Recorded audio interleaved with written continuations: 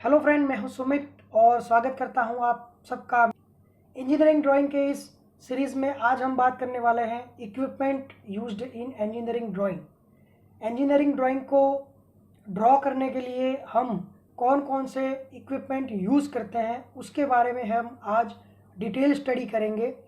वो इक्विपमेंट दिखते कैसे हैं, उनको यूज़ कैसे करना है, कौन कौन से ड्राइंग हम उसके यूज़ से बना सकते हैं, वो हम आज इस वीडियो में देखने वाले हैं। तो आइए शुरू करते हैं। वेरियस इक्विपमेंट में सबसे पहले जो बेसिक इक्विपमेंट है वो है ड्राइंग बोर्ड। आप देख सकते हैं कि ड्राइंग बोर्ड के ऊपर ही हम सभी इंस्ट्रूमेंट इक्विपमेंट को रख करके ड्राइंग बनाते हैं। हमारी जो बेसिक जो शीट होती है वो भी इस ड्राइंग बोर्ड के ऊपर ही रख के हम जो ड्राइंग है वो बनाते हैं।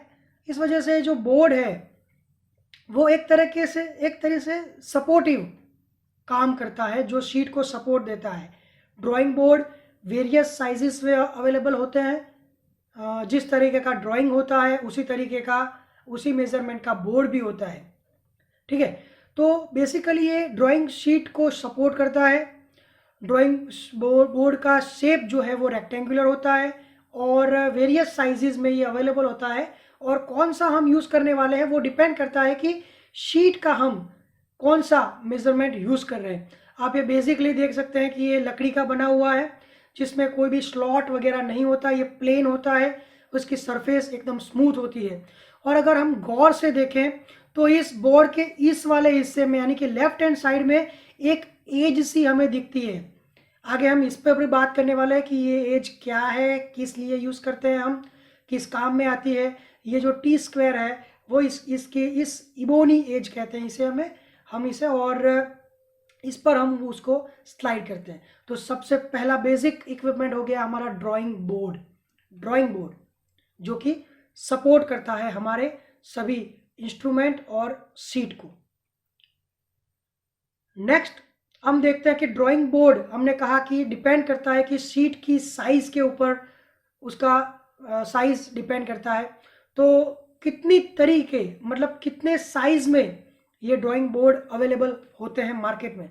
तो सबसे पहले उसको IS 1444 के अकॉर्डिंग अगर हम देखें तो उसको डेजिग्नेशन हम B और D, यानी कि ये दोनों में से कोई भी हम डेजिग्नेशन इसको यूज़ कर सकते हैं। यहाँ पर हमने D किया हुआ है, तो यहाँ पर सबसे छोटा वाला या सबसे बड़ा वाला जो मेज़रमेंट है, जो ड्राइंग बोर्ड है, वो है D0। अब यहाँ पर उसकी लेंथ जो है वो 1500 और विड्थ जो है वो 1000 है और वो mm में है।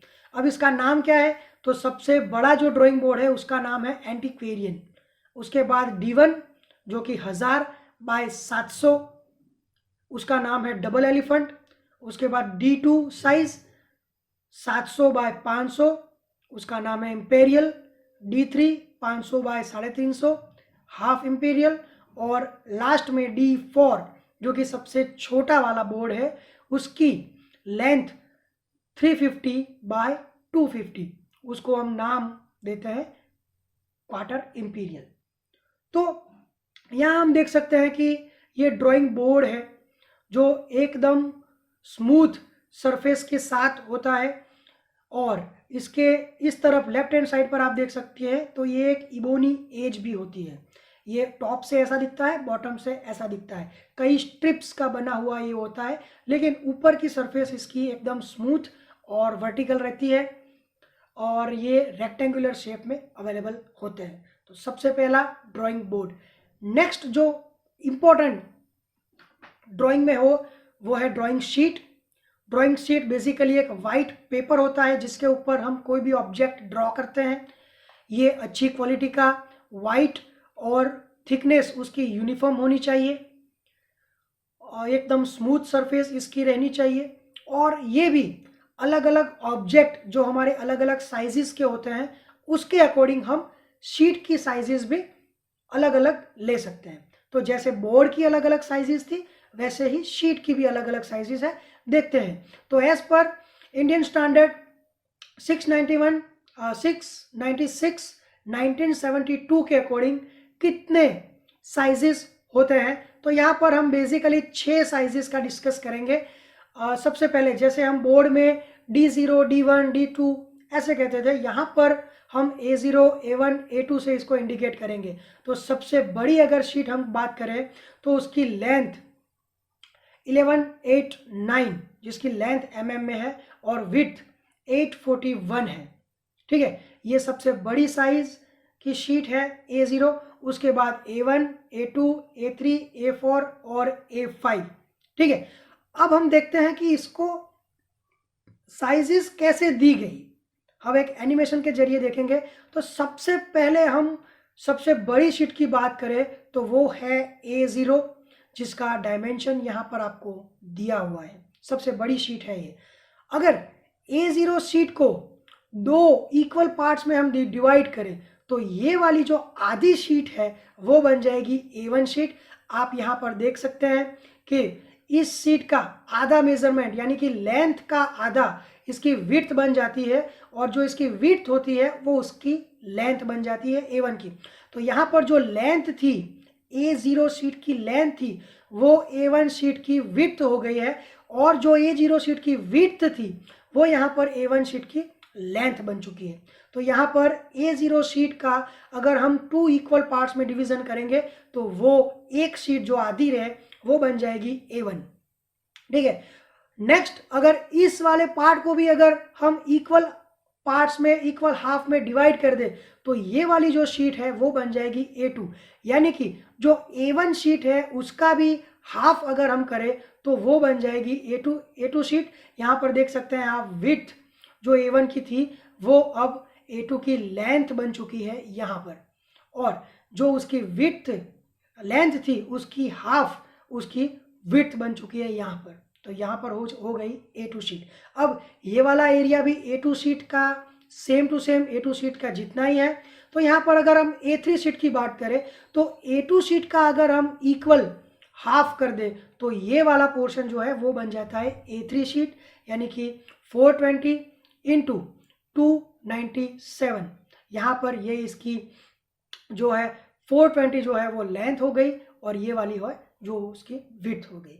अब ये वाला एरिया भी A3 शीट के इक्वल ही है, उसको अगर हम हाफ डिवाइड कर दें तो ये वाली जो शीट है वो A4 बन जाएगी।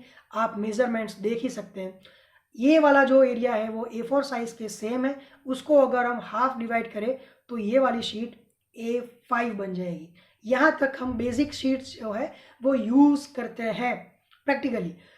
अगर हम इसको भी हाफ डिवाइड करें तो ये A6 होगी, यहाँ पर आगे A7 होगा, इसको हाफ डिवाइड करें तो ये A8 होगा, इसको हाफ में डिवाइड करें तो ये 9 होगा, और इसको भी अगर हम डिवाइड करें तो A10 होगा।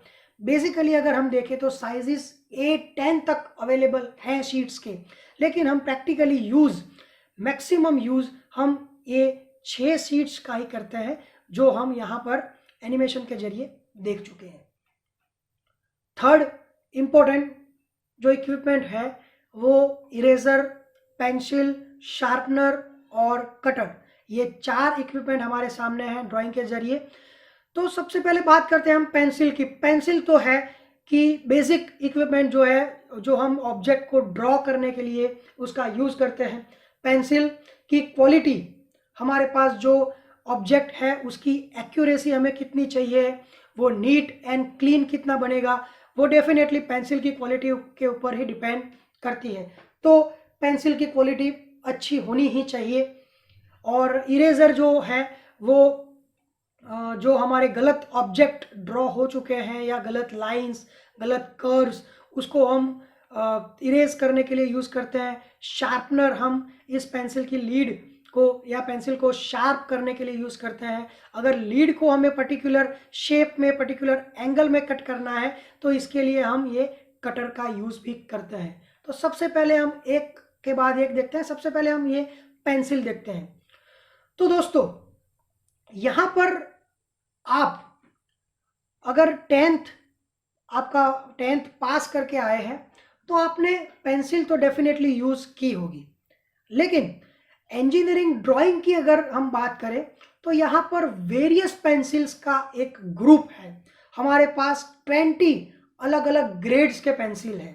अब आप पूछोगे कि ग्रेड क्या है, तो देखिए पेंसिल की लीड जो होती है वो दो इंग्रेडिएंट से बनती है। सबसे पहले एक ग्रेफाइट और एक क्ले। क्ले यानी कि मिट्टी, और ये जो ग्रेफाइट है वो इसको डार्क कलर देता है, यानी कि ये ग्रेफाइट एक काले रंग का पदार्थ होता है जो पेंसिल में यूज होता है। अगर यहाँ पर अगर हम बात करें कि ग्रेफाइट और क्ले, ग्रेफाइट का भी अगर हम 50% ले और क्ले का भी अगर हम 50% ले, दोनों का इक्वल हम पार्ट लेकर के अगर हम ये पेंसिल की लीड बनाएंगे तो वो एक ग्रेड की बनेगी। वो ग्रेड है हमारे पास HB, यानी कि 50-50% ग्रेफाइट और क्ले को हम ऐड करके जो हम लीड बनाएंगे वो हमारे पास रहेगा, वो HP ग्रेड का पेंसिल रहेगा। आज तक आपने जो भी पेंसिल्स यूज़ किए हैं स्टैंडर्ड 10 तक, मोस्ट प्रोबेबली वो आपके सामने HB पेंसिल्स ही होंगे। आपने शायद कभी गौर नहीं किया होगा या गौर किया होगा कि पेंसिल के ऊपर HB लिखा हुआ है, तो भी शायद आपका ध्यान नहीं गया होगा कि HB क्या है। तो HB बेसिकली आपके पेंसिल का ग्रेड है।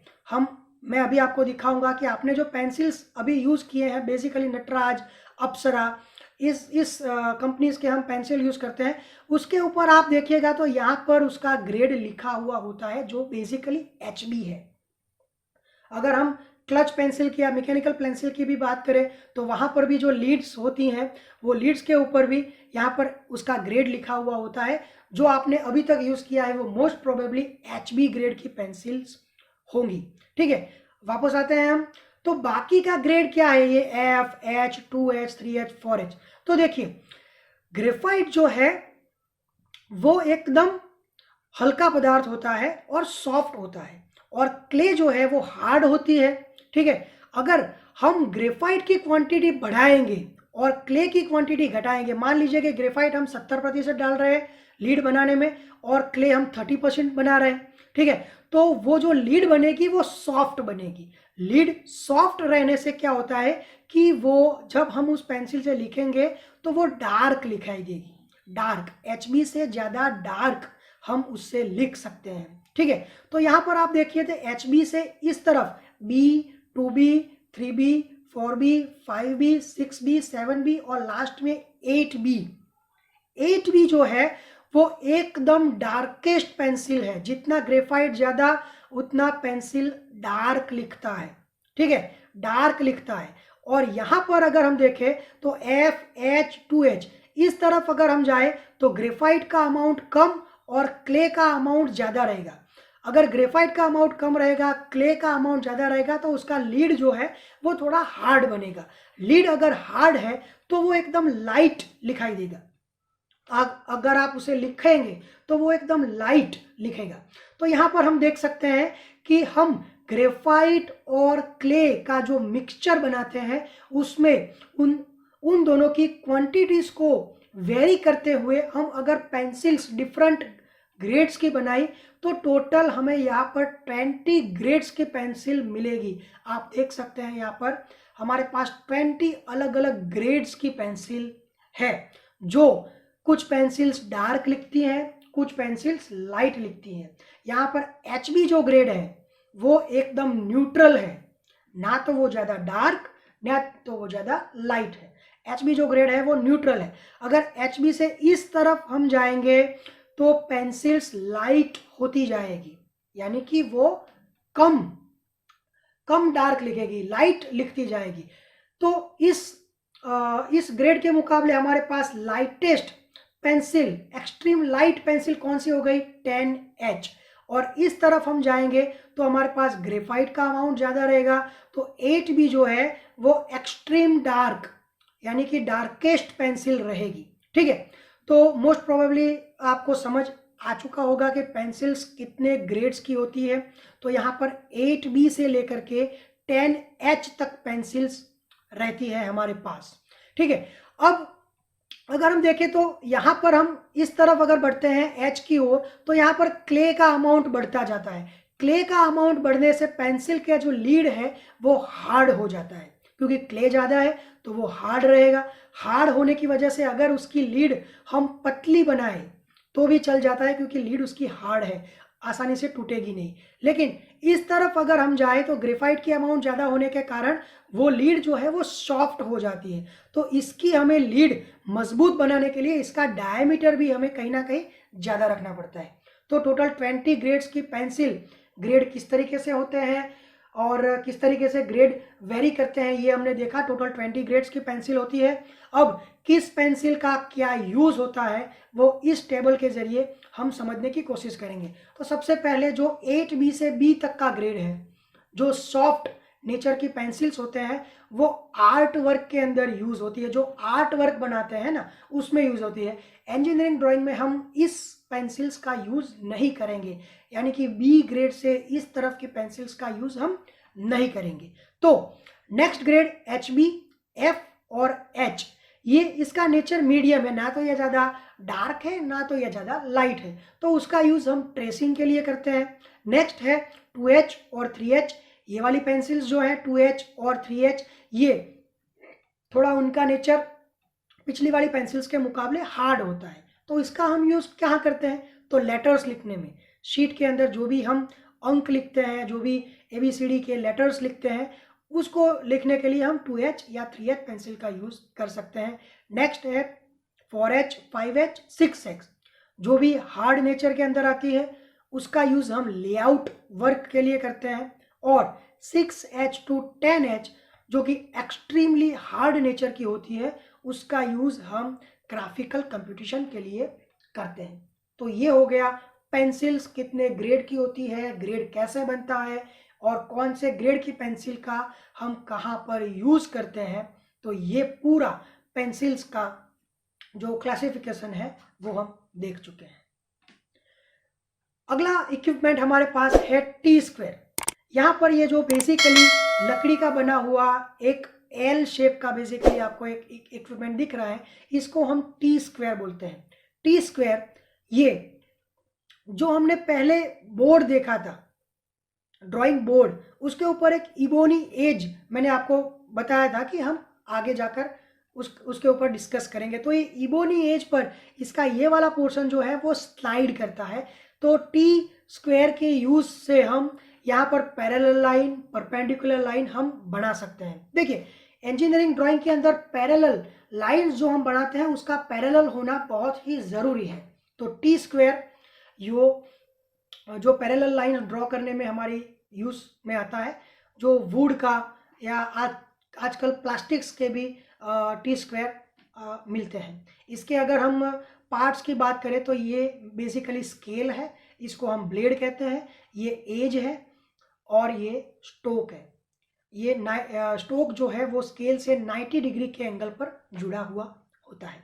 अब इसका यूज़ कैसे करते हैं, तो यहाँ पर मैंने आपको बताया था कि इबोनी एज, जो हमारे पास ये बोर्ड होता है, ड्राइंग बोर्ड वेरियस साइजेस का, उसके लेफ्ट हैंड साइड में या कभी कभी टॉप पर और राइट हैंड साइड में भी इस तरीके की इबोनी एज होती है। और T-स्क्वायर के अंदर एक स्लॉट होता है, ठीक है, और उस स्लॉट और इबोनी को मैच करके हम T-स्क्वायर को आगे पीछे स्लाइड कर सकते हैं, जिसके मदद से हम यहाँ पर हॉरिजॉन्टल लाइंस ड्रॉ कर सकते हैं। देखिए कुछ इस तरह से, यहाँ पर ये बोर्ड है, उसके ऊपर शीट लगाई गई है और यहाँ पर जो स्टोक है वो इबोनी एज के ऊपर फिट हो जाता है और ये जो पूरा का पूरा T-स्क्वायर हमारे पास है वो यहाँ पर स्लाइड होता है।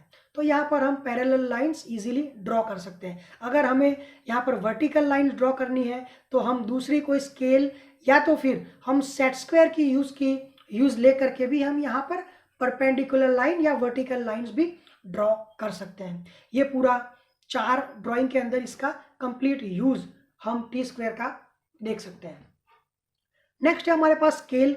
स्केल आप सबको पता ही होगी कि आपने भी यूज़ की होगी। 30 सेंटीमीटर और 50 सेंटीमीटर की स्केल्स वेरियसली यूज़ होती ही है। यहाँ पर एक ट्रायंगुलर स्केल भी यूज़ में आती है, जो बेसिकली सिविल इंजीनियरिंग में जो बिल्डिंग ड्राइंग्स बनाते हैं हम, उसमें बेसिकली यूज़ होती है। ट्रायंगुलर स्केल में mm, सेंटीमीटर और इंचज़ में जो है वो मेजरमेंट दिया हुआ होता है। यहाँ पर हम देख सकते हैं कि 50 centimetre long and 2 centimetre wide और 30 सेंटीमीटर लॉन्ग और 3 centimetre wide flat scales commonly use होती है।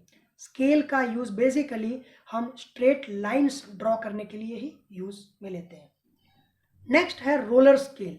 देखिए बेसिकली ये एक स्केल ही है, लेकिन मैंने आपको पहले बताया था कि परपेंडिकुलर लाइंस और पैरेलल लाइंस, लाइन हमने एक बनाई और दूसरी लाइन हम बनाने वाले हैं, तो वो पहली लाइन से पैरेलल होना बहुत ही ज़रूरी है। तो ये रोलर स्केल के यूज से हम इजीली उसको पैरेलल लाइंस और परपेंडिकुलर लाइंस में ड्रॉ कर सकते हैं। रोलर स्केल के अंदर एक रोलर होता है जो हम बिना स्लाइड किए उसको मूव करते हैं, तो फिर हम पैरेलल लाइंस बना सकते हैं। इसके ऊपर मैं अलग से एक वीडियो बनाने वाला हूँ, रोल एंड ड्रॉ स्केल किस तरीके से यूज़ में लाते हैं। इससे परपेंडिकुलर, पैरेलल, एंगल, यहाँ पर हमारा छोटा एक प्रोटेक्टर भी दिया गया है, यहाँ से हम एंगल और इसकी मदद से हम सर्कल भी बना सकते हैं पर्टिकुलर 10-10 mm के गैप से। तो वो इसके ऊपर मैं अलग वीडियो बनाऊंगा और आप मेरी चैनल पे जाकर उसके देख सकते हैं उसे। ये 2 डिफरेंट साइजेस में अवेलेबल होता है, एक 16 सेंटीमीटर और एक 30 सेंटीमीटर। नेक्स्ट है ड्राफ्टर। इसको हम मिनी ड्राफ्टर भी कहते हैं। अगर हमारे पास टी स्क्वायर नहीं है, रोलर स्केल नहीं है, हमारे पास सेट स्क्वायर नहीं है, तो इन तीनों इक्विपमेंट का निचोड़ एक तरह से हम कह सकते हैं कि ये ड्राफ्टर है। ड्राफ्टर का यूज़ कैसे करना है इसके ऊपर भी मैं अलग से वीडियो बनाऊंगा। आप मेरी चैनल पे जाके इसका यूज़ कैसे करते हैं वो आप देख सकते हैं। यहाँ पर हम सिर्फ इसका ओवरव्यू देखेंगे कि यहाँ पर एक एल शेप का हमें एक स्केल दिया जाता है, जो कि इस वाले बटन को खोल करके हम इसको पूरा सर्कुलेट कर सकते हैं। यहाँ पर इंचिस में और सेंटीमीटर में भी हमें मेजरमेंट दिया हुआ होता है। यहाँ पर हम एक सर्कुलर यहाँ पर प्रोटेक्टर भी देख सकते हैं, जिसके मदद से हम डिफरेंट एंगल्स यहाँ पर ड्रॉ कर सकते हैं। नेक्स्ट है पैरेलल मोशन स्केल। देखिए रोलर स्केल, मिनी ड्राफ्टर और पैरेलल मोशन स्केल, ये तीनों एक दूसरे के अल्टरनेटिव्स हैं। अगर हमारे पास रोलर स्केल नहीं है तो हम मिनी ड्राफ्टर यूज कर सकते हैं। अगर हमारे पास मिनी ड्राफ्टर नहीं है तो हम पैरेलल मोशन स्केल भी यूज कर सकते हैं।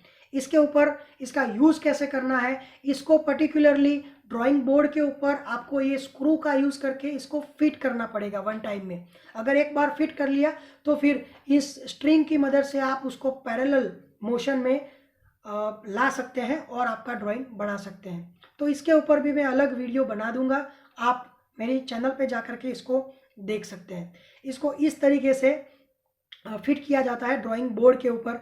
देखिए इबोनी एज हमें ना तो ड्राफ्टर में चाहिए, ना रोलर स्केल में चाहिए, ना पैरेलल मोशन स्केल में चाहिए। इबोनी एज का यूज़ सिर्फ और सिर्फ टी स्क्वायर को चलाने के लिए ही हम इसको काम में लेंगे। ठीक है।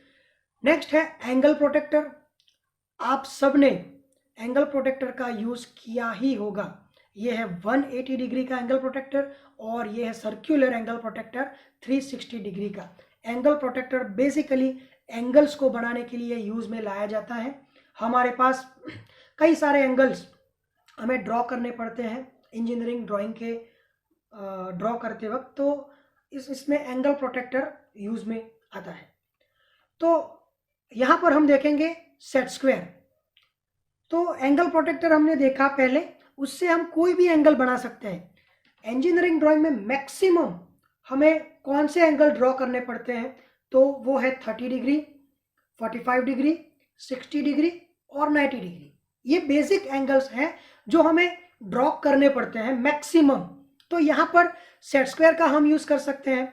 तो सेट स्क्वायर 2 होते हैं, एक 45-90 डिग्री और एक 30 डिग्री 60 डिग्री सेट स्क्वायर। यहाँ पर आप देख सकते हैं कि 45 और 90 डिग्री सेट स्क्वायर दिया गया है।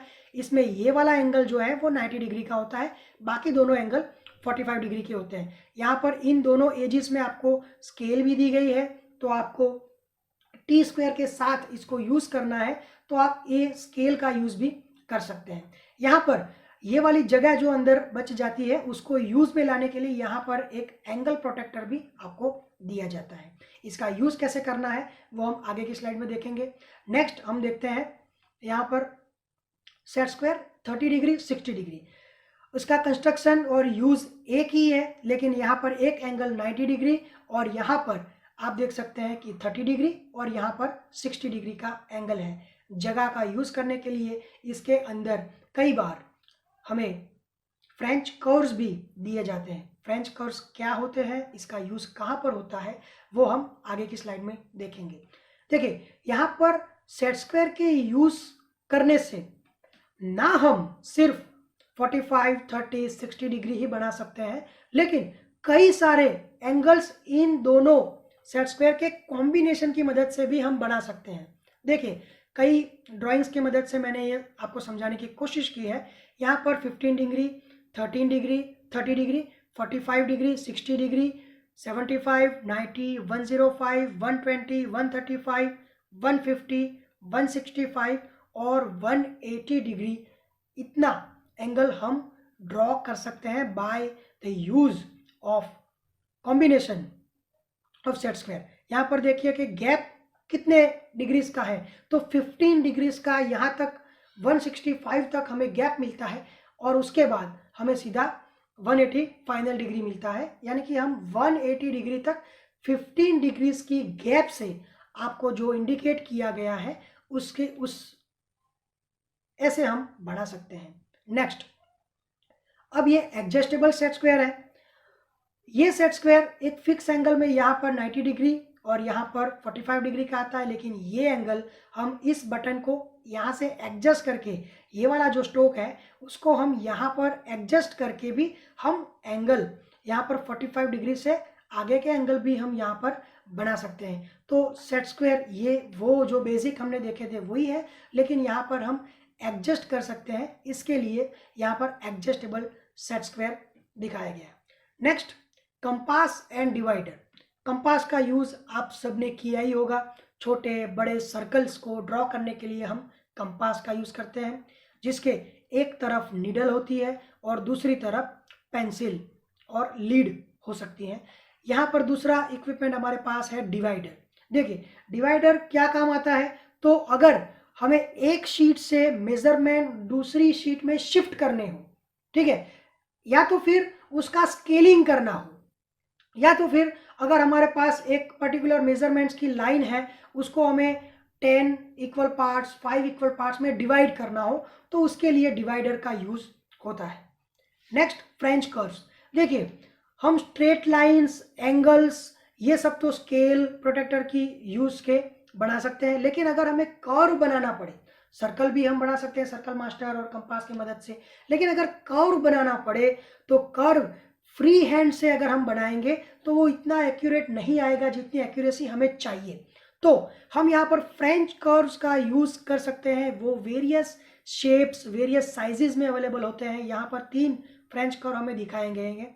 फ्रेंच कर्व का यूज हमें कैसे करना है, तो सबसे पहले जो कर्व हमें ड्रॉ करना है उसको हम पेंसिल की यूज से हम उसको फ्री हैंड पहले कर्व बना लेंगे, फिर वो कर्व यहाँ कहीं पर फ्रेंच कर्व के यूज से हम उसको फिर फाइनलाइज करेंगे। तो ये फ्रेंच कर्व का यूज है जो बेसिकली कर्व ड्रॉ करने के लिए हम यूज करते हैं। नेक्स्ट है सर्कल टेम्पलेट। देखिए हमें अगर स्टैंडर्ड सर्कल बनाने पड़े 10 सेंटीमीटर, 9 सेंटीमीटर या 10 mm, 15 mm, 20 mm, तो हर बार हम डिवाइडर का कंपास का यूज़ करेंगे। क्या होगा, हमें मेजरमेंट लेना पड़ेगा स्केल से, हमें पॉइंट लेना पड़ेगा और ड्रॉ करना पड़ेगा। इससे अच्छा है हम सर्कल मास्टर का यूज़ कर दें। इसमें क्या है कि एक स्टैंडर्ड मेजरमेंट के 12 mm, 14 mm, 16 mm, आप देख सकते हैं 18 mm, तो हर एक स्टैंडर्ड साइजेस के यहाँ पर होल दिए हुए होते हैं। हमें सिर्फ इसको शीट पर प्लेस करना है और पेंसिल की मदद से बिना मेजरमेंट लिए हमें इसको ड्रॉ करना है। तो एक तरीके से ये सर्कल मास्टर या सर्कल टेम्पलेट इसे कहा जाता है। वो सर्कुलर शेप में या तो फिर इस शेप में भी, रेक्टेंगुलर शेप में भी अवेलेबल होते हैं। सर्कुलर शेप में एक फ़ायदा ये है कि हमें यहाँ पर एक एंगल प्रोटेक्टर भी मिल जाता है, जिसकी मदद से हम एंगल या तो फिर मेजरमेंट कर्व का हम मेजरमेंट यहाँ पर ले सकते हैं। कई बार एंगल प्रोटेक्टर दिया हुआ है, कई बार सर्कुलर स्केल दी हुई होती है। तो ये है सर्कल टेम्पलेट। बाकी के टेम्पलेट भी यहाँ पर अदर टेम्पलेट्स के जरिए अवेलेबल होते हैं। कई सारे हमें ट्राइंगल, कॉनकेव, कॉन्वेक्स, इलिप्स ये सब ड्रॉ करने होते हैं, तो उसके भी स्टैंडर्ड टेम्पलेट्स हमें अवेलेबल रहते हैं मार्केट में। इसको हम खरीद करके स्टैंडर्ड जो टेम्पलेट्स हम यूज़ कर सकते हैं। नेक्स्ट है लेटरिंग स्टेंसिल। देखिए, हमें कई बार शीट में डायमेंशन ड्रॉ करने पड़ते हैं, छोटे छोटे नोट्स लिखने पड़ते हैं, उसमें हमें लेटर्स लिखने पड़ते हैं, डायमेंशन लिखने पड़ते हैं, जो कई बार हम अगर पहली बार या शुरू में हम जब ड्राइंग सीख रहे होते हैं, तब हमारे जो लेटर्स होते हैं वो एक पर्टिकुलर एंगल में, पर्टिकुलर शेप में नहीं होते।